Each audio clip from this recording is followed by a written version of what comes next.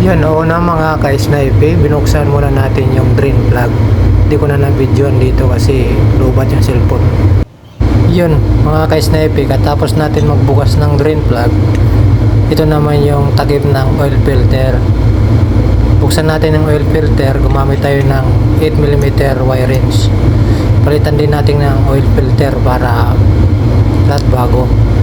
Pag nag-change oil ako, pati oil filter, pinapalitan ko rin. Emocional, malumbog o contação belo viva a minha vida da é na fonte dos tu casa cidade não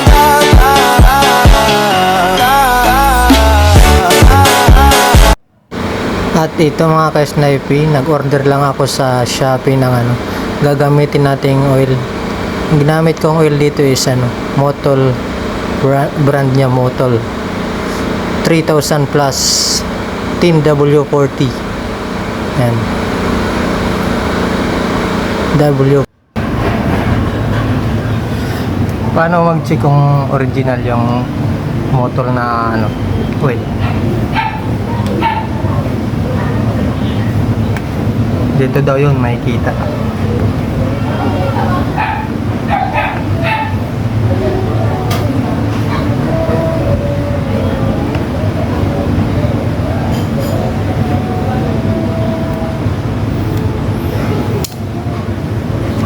Sabihin local.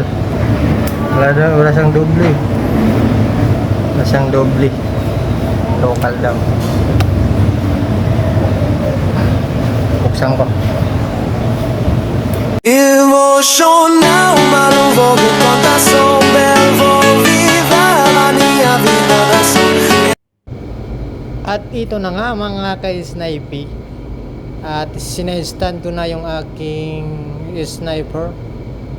At lagyan na natin ng oil dyan. Mas maganda gumamit kayo ng imbudo para walang sayang. Tapos yung 1 litro inubos ko pala yan dyan kasi nagpalit naman ako ng oil filter. Tapos sa tingin ko lahat ng oil na-drain naman yan kasi simula na gabi tapos hanggang umaga yun, doon akong nag-change oil. Yan ang maganda mga ka-snipe, para nasa ibaba talaga yung oil lahat.